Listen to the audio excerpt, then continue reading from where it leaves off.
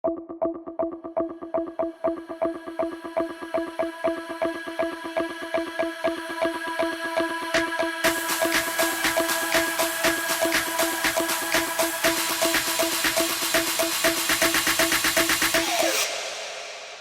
տապանում հյուրընկալել եմ անվտանգային և ռազմամարզական ոլորտի միավորման հիմնադիր անդամ, բոլորին դեմ եմ շարժման անդամ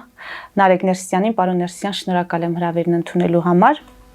Ես եմ շնորհակալ։ Այսօր հայոց բանակի կազմավորման 34-րդ տարեդարձն է, ինչպես երեկ հայրենիքի պաշտպանության համար զոհվածների հիշատակման և խոնարհումի օրը, այնպես էլ այսօր վարչապետ Փաշինյանը հանդես է եկել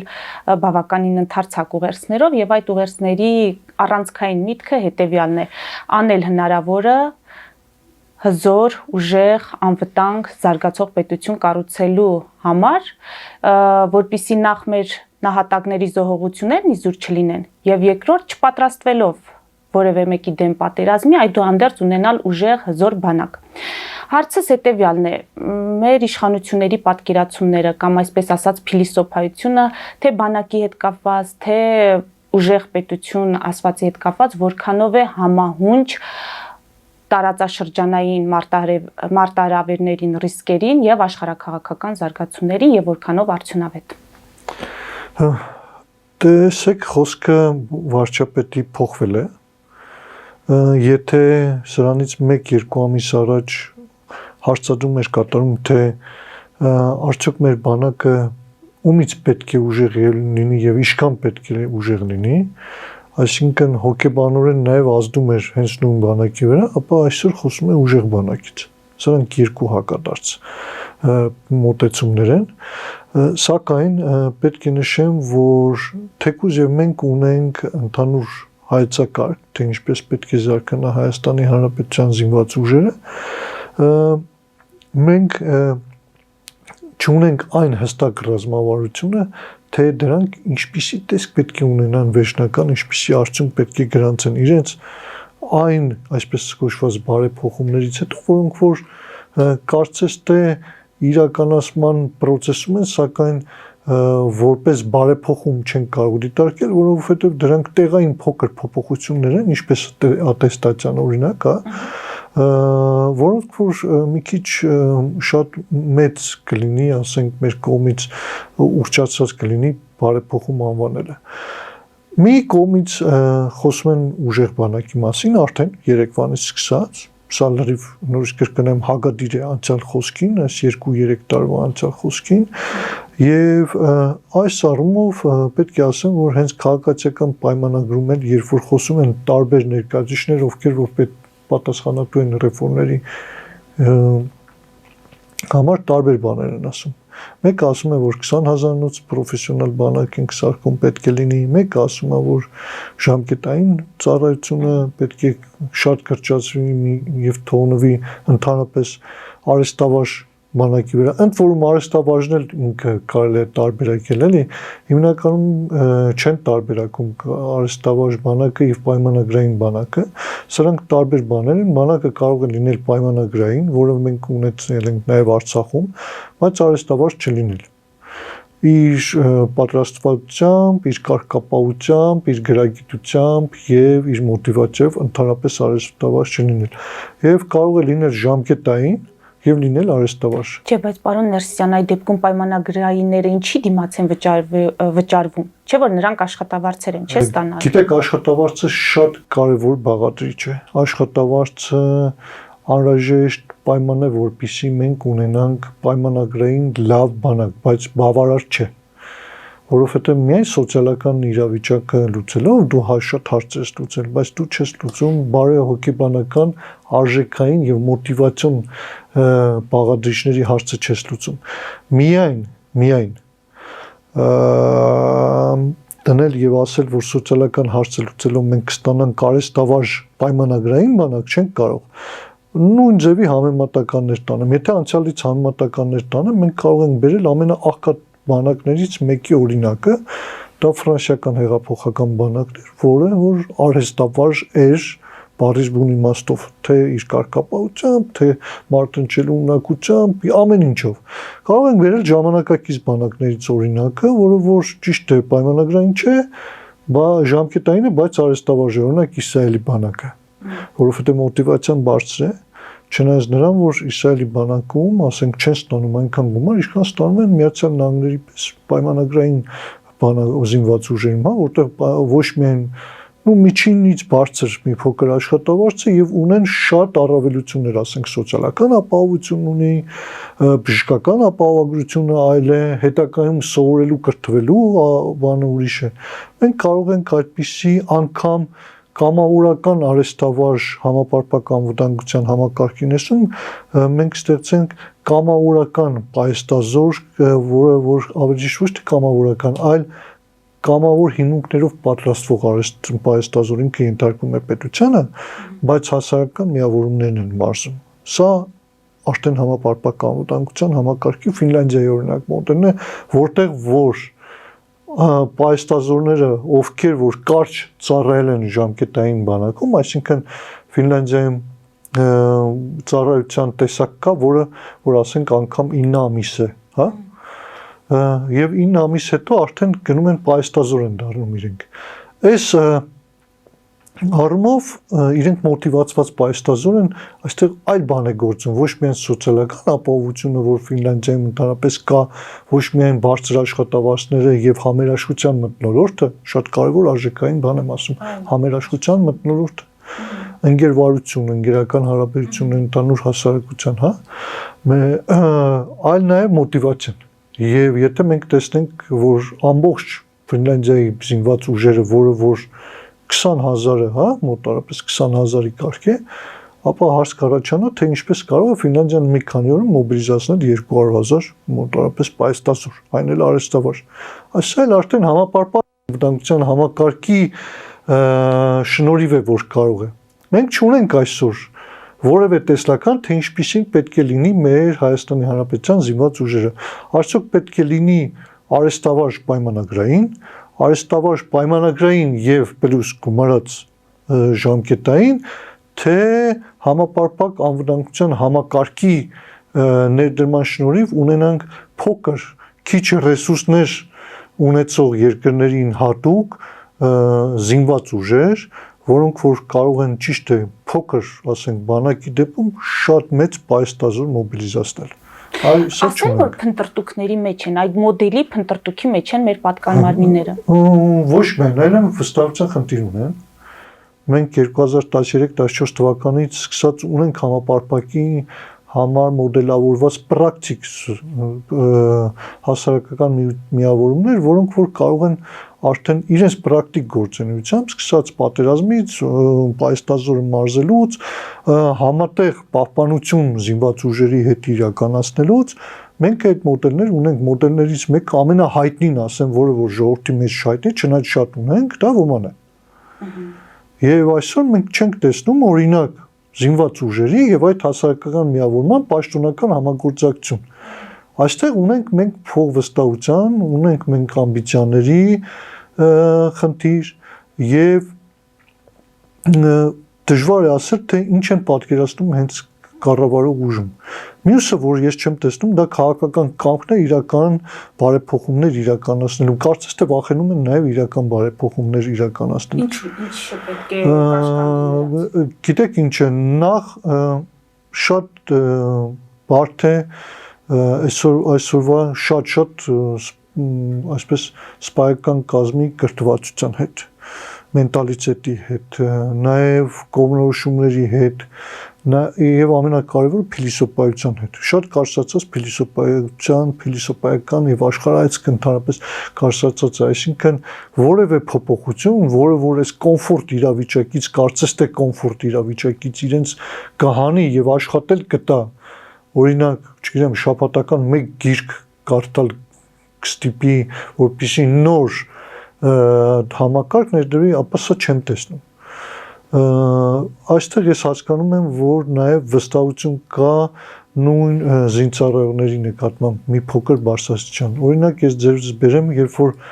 նոր ստեղծված սերժանտական համակարգը, որը որ փոփոխություն է դեպի ռեֆորմները շատ դրական եմ գնահատում, այսինքն արևմտյան մոդելին մենք փորձում ենք սերժանտական համակարգներ դնել, այդ սերժանտները, որոնք որ ովքեր որ բարձր պատրաստվածությամբ մեկնում են դիրքեր, անգամ տեղեկատվություն ենք ստանում, որ դիրքերում որոշ սպաներ չեն համակերպվում այդ սերժանտների գրագիտության, սերժանտների արկայության, կարգապահության, սերժանտների մենտալիտետի, կանոնադրական հարաբերությունները պահպանելու հետ։ Երրորդը, որը որ ունենք, դա պրուսական բանակից ռուսականին անցած, հետո ռուսականից խորհրդային անցած շարային պատրաստությունն է, որը որ դերևս գերակա է Հայաստանի Հանրապետության զինված ուժերում, այսինքն մարտավարության փոխարեն ավելի շատ շարային են պատրաստում։ Ավելի շատ պլացում կտեսնենք, քան թե, չգիտեմ, հրաձգարաններում կտեսնենք, հա, զինվորականներին։ Կան այսպիսի խնդիրներ, այո, պետք է քաղաքական կամք, պետք է չվախենալ եւ միգուցե հուսով եմ, որ վարչապետը այս 2 օրը անկեղծ էր եւ չնայած նրան, որ հայտարարում է, որ մենք չենք պատրաստվում որևէ մեկի հետ պատերազմել, չնայած որևէ մեկերն են միշտ պատրաստ մեր հետ պատերազմել, դա լավ ընկալում են եւ իրականում չնայած քիչ է մնացել, գոնե ընտրություններից առաջ ստարտ կտան իրական բարեփոխումներին, ոչ թե այսպիսի փոքր փոփոխություններին, որոնք որ առկա են։ Պարոն Ներսիսյան, վարչապետը իր այդ այսօրվա ուղերձում կոնկրետ ընդարձակ ներկայացրել է ֆինանսական ներդրումները արված, որոնց շնորհիվ էլ ձեռք են բերել զինտեխնիկա, սպառազինություն։ Այս առումով ինչ կարող եք ասել։ Այդ սպառազինությունը ձեռք բերված, նախ դուք որքանով եք ծանոթ այդ ամենին, ձեռք բերվածին, կարող ենք ասել լավ բարեփոխումները գուցե ձեր պատկերացրած բարեփոխումները չեն, բայց ամեն դեպքում կատարված աշխատանքը կամ կատարվող աշխատանքը մեզ կտա վստահություն, որ ամեն դեպքում մենք կունենանք բանակ, որը ի վիճակի կլինի գոնե պաշտպանել պատշաճ երկիրը։ Ես փորձում պատկերավոր այդ հարցին պատասխանեմ։ Ուրեմն պատկերացեք 30 տարի դու ունեցել ես սննդի մեկ մատակարար, մեկ ճաշարանից ես օգտվել։ Գրպանուտը շատ գումար չի եղել։ Մտել ես քեզ այդ մեկ սնունդ տվողը, որը որ քեզ պետք է, ասենք, քո աշխատանքի դիմաց, չգիտեմ, քեզ ինչ-որ սնունդ մատակարարի, որպեսզի դու կարողանաս սնվել եւ կուշտ մնալ եւ համապատասխան կալորիաներ ունել, աշխատելու, պաշտպանվելու, տուն ընտանիք, ինչ-որ պետություն ստեղծելու, մեկ մատակարար ես ունեցել ու հանկարծ գրպանումդ որոշակի ավելի մեծ քանակի գումար է հայտնվում եւ քեզ, ասենք, ճաշարանից մեկ սնունդ մատակարարող ճաշարանից փոխադրում են, ասենք, միջին կարգի ռեստորան, որտեղ որ մատակարարները շատ են, սննդի տեսականին շատ է եւ դու չգիտես թե ինչ պետք է գնես, որպեսզի դու առնես, ճիշտ սնվես, ճիշտ կալորիաներ ստանաս, որպեսզի հետագա քո գործունեություններ ճիշտ ծավալես։ Արդյոք մի բանը, որ առնես, քեզ կարող է գիրացման տանել, թե հակառակը քիչ կալորիաներ տանել, չնայած որ արտաքին տեսքից շատ գեղեցիկ է եւ այսօր դա քեզ անհրաժեշտ է,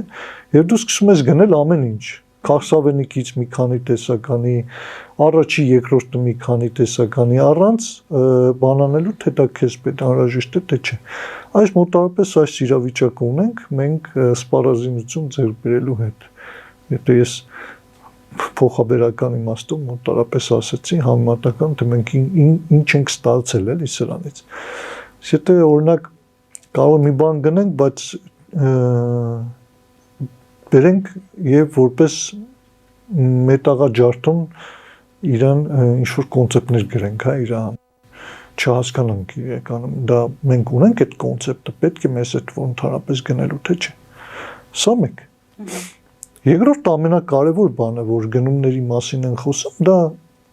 ախտահարված գնումների համակարգն է, որը ընդհանուր Հայաստանի Հանրապետությունում գոյություն ունի։ Գնումների մասին, օրենքի մասին մենք շատ ենք խոսել։ Երբ որ դու ուզում ես գնում անել պետական, դու պետք է առաջնորդվես գնումների մասին օրենքով։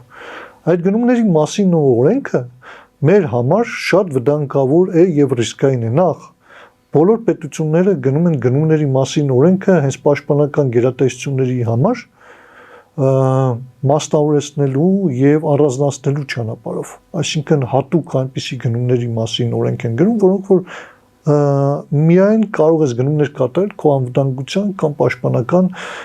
նպատակներից ելնելով։ Օրինակ բերեմ, Մեր գնումների մասին օրենք այսօր քեզ թույլ է տալիս գնել միայն այն ապրանքը, որը որ քո նշած մատնանշած չափորոշիչների մեջ ամենաէժանը քեզ կառաջարկվի։ Բայց միգուցե ես ուզում եմ գնել ու չասենք չինական, ասենք վիետնամականը, հա, միգուցե ես ուզում եմ գնել, ասենք, չգիտեմ, դրան այդ բռնակի գերմանականը, հասկանում եք, որը որ թանկ է, քանի անգամ, բայց ինձ անհրաժեշտ է դա եւ մի քանի տասնյակ տարի պետք է ծառայի իմ համար։ Այսպեսի կարծես թե մանր բաներ ունենք, բայց իրականում մենք պետք է գնումների համակարգ ամբողջովին վերափոխենք, ամբողջ փիլիսոփայությունը վերափոխենք եւ այն ինչ որ գնում ենք, դրա նկատմամբ պետք է նաեւ մեր աշխարհայացքը փոխենք։ Իսկ դա առաջին հերթին գալիս է բանակի տեսլականից զինված ուժերի, թե մենք ինչպիսի զինված ուժեր ենք ուզում ստանանք։ Այս սրանից արդեն եթե սա բարձես, գնումների մասին օրենսդրությունը համակարգնել փոխես, քո համար ինքստինքյան համակարգային կստացվի, թե դու ինչ ես ուզում քո համար ձեռք բերես, ինչ ես ուզում պատվիրես ռազմաարդյունաբերությունը, քո ռազմաարդյունաբերությունը ինչ սեփական ինչ ուղղությամբ պետք է զարգանա, ինչն է պակասում, ինչ խնդիրներ ունես, ինչ կարող ես լուծել։ Այսօր իրավական համակարգը նաև ռազմաարդյունաբերության ոլորտում շատ բացեր ունի։ Կարծես թե ռազմաարդյունաբերության ամբողջ օրենսդրությունը գրված է, չնայած որոշակի բաներ էլի փոխվել են, որոշակի առաջընթաց կա, չի կարելի ասել չկա, բայց կարծես թե գրվել էր այնպես, որ մեր ռազմաարդյունաբերությունը հատուկ չունենա առաջընթաց, հա, տեղում ճահճային վիճակում հայտնվի։ Այս այլ է պետք փոխել, որը ես չեմ տեսնում ճիշտ ասած։ Ֆելիչե ժամանակակից ատամնաբուժական կլինիկա։ Այստեղ հարմարավետությունն ու խնամքն առաջնային են։ Այստեղ կիրառվում են ատամնաբուժական ամենաժամանակակից տեխնոլոգիաներ, ճշգրիտ ախտորոշում, արդյունավետ բուժում, նուրբ փորձառություն եւ անհատական մոտեցում։ Սկսած սովորական մանրուքներից մինչև առաջադեմ ընթացակարգեր, այստեղ դուք գտնվում եք բարձր որակավորում ունեցող եւ փորձառու ատամնաբուժական մասնագետների ձեռքերում։ Մեր բարեկամական եւ հյուրընկալ անձնակազմն այստեղ է յուրաքանչյուր այցը հաճելի դարձնելու համար։ Ֆելիչե, ձեր առողջ եւ ամենաերջանիկ շպիտը սկսվում է այստեղից։ Եկեք եւ բացահայտեք նորարարության փորձագիտության եւ կարեկցանքի կատարյալ համադրությունը։ Վաճառվում է գերմանական հնաոճ դաշնամուր 1892 թվականի արտադրության ֆոն Մուրբախ։ Գտնվում է գերազանց վիճակում։ Կինը 15000 ԱՄՆ դոլար։ Հեռախոսահամար 094 115 310։ Երևան փոստը Գրանադա Հյուզում տեղեկացնում է։ Դրամական փոխանցումներ 1%-ով։ Օդանավով 1 փաունդը 2.99։ Նավով ուղարկեք 1 արկղ, երկրորդ արկղը անվճար։ Ավտոմեքենաների փոխադրում անհավատալի արժեքներով։ Ինչպես նաև կահույք եւ մեծ չափի բեռների փոխադրում։ Ջաքփաթ հագուստի խանութը երկրորդ մասնաճյուղն է բացել Գլենդելի սրտում, որտեղ կարող եք ձեռք բերել եվրոպական եւ ամերիկյան ընտիր հագուստեղեն, կոշկեղեն, աքսեսուարներ, պայուսակներ ամենահարմար արժեքներով։ Նաև կարող եք ցանկացած ապրանք պատվիրել եւ ձեռք բերել կարճ ժամանակում։ Ջաքփաթի Գլենդելի հասցեն է 1135 North Pacific Avenue, հեռախոս 818 813 2252։ Ջաքփաթ հագուստի լավագույն կենտրոնը Գլենդելում։ 60-ից ավելի ճանաչված եվրոպական բրենդների ինքնատիպ, չկրկնվող եւ մատչելի ընտրանին Fortuna Home and Country House խանութ սրահում։ Նորավոճ սպասք եւ կահույք հորեկա բնագավառի համար, տեքստիլ տնտեսական ապրանքներ, ամեն ինչ գեղեցիկ կյանքի համար։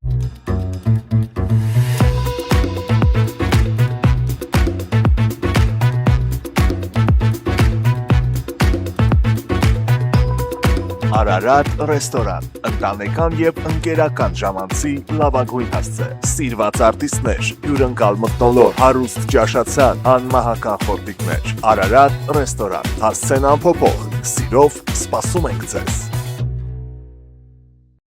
Լավագույն պաղպաղակ, բնական, համեղ եւ մատչելի գներով պաղպաղակը կարող եք ձեռք բերել բոլոր հայկական խանութներում։ Պահանջեք հայկական պաղպաղակ, Թամարա պաղպաղակ։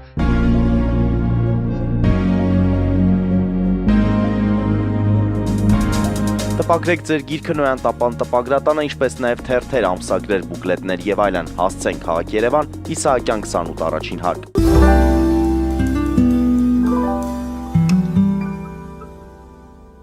Եթե չկա տեսլականը, այնուամենայնիվ իմ առաջի հարցը, պարոն Ներսիսյան, սա նշանակում է, որ մենք որպես պետություն չենք կարողանա դիմագրավել թե տարածաշրջանի, թե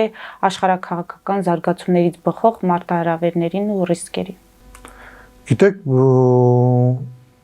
ես պատերազմը շատ անկանխատեսելի է, բայց եթե ընդհանուր խոսենք ոչ տաք փուլի մասին, որի մասին որ շատ խոսում են, ապա կոգնիտիվ պատերազմի մասին, որը որ շատ վտանգավոր է եւ ցավոք պետք է նշեմ, որ անգամ կառավարող ուժերի մեջ, անգամ ընդդիմության մեջ ունենք մենք կոգնիտիվ պատերազմի զոհերի ախտանիշներ եմ ես տեսնում։ Սա առանձին թեմա է, սա առանձին կարելի է։ Մենք ունենք հիբրիդային պատերազմ, որը ավելի հայտնի է, քան կոգնիտիվը։ Ապա հիբրիդային պատերազմին այսօր մենք գրեթե չենք կարող արձագանքել պատշուր։ Եթե մենք բացենք մեր ցանցերը, մենք կտեսնենք, թե ինչ ահավոր տեղեկատվական եւ հիբրիդային ճնշման տակ է գտնվում Հայաստանի Հանրապետությունը, ընդ որում թե ներսից, թե դրսից։ Հիբրիդային պատերազմը նաեւ ազդում է ներքին ուժերի վրա, ներսին ուժերն իրենց հերթին հանդիսանում են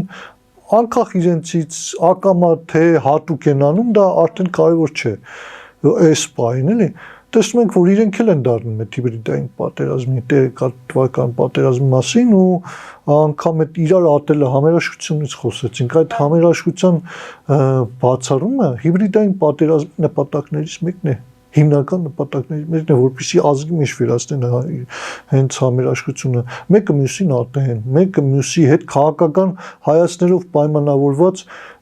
իրար հետ ընդհանրապես շփումները բացառեն։ Օրինակ իմ համար կոնկրետ քաղաքական իմ հայացքներին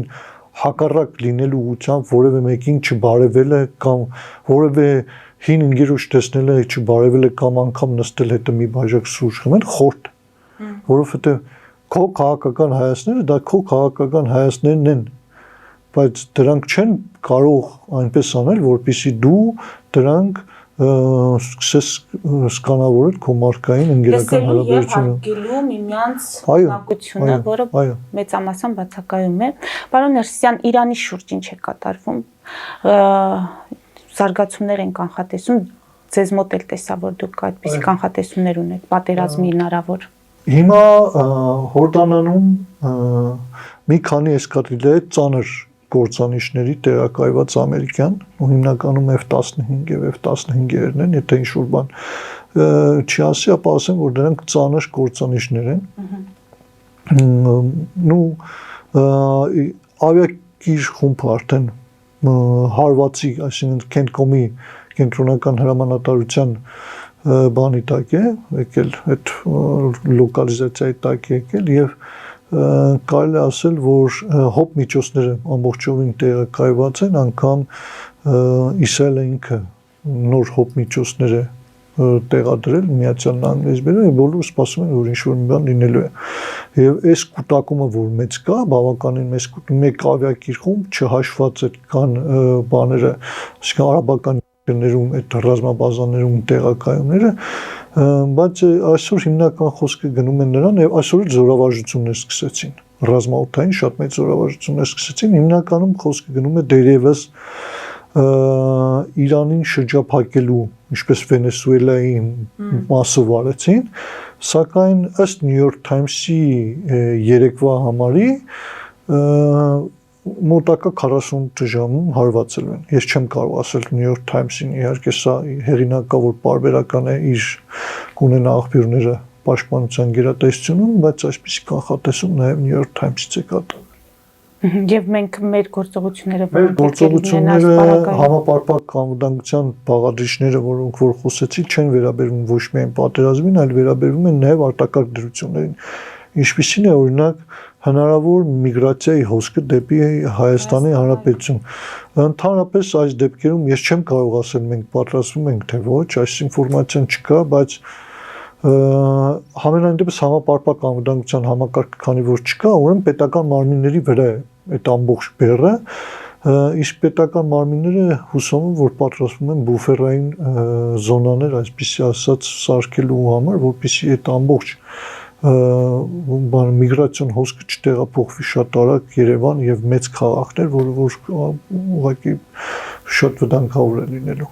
Խնդիրներով չեմ ուզում ամփոփենք, ամեն դեպքում տոն է այսօր։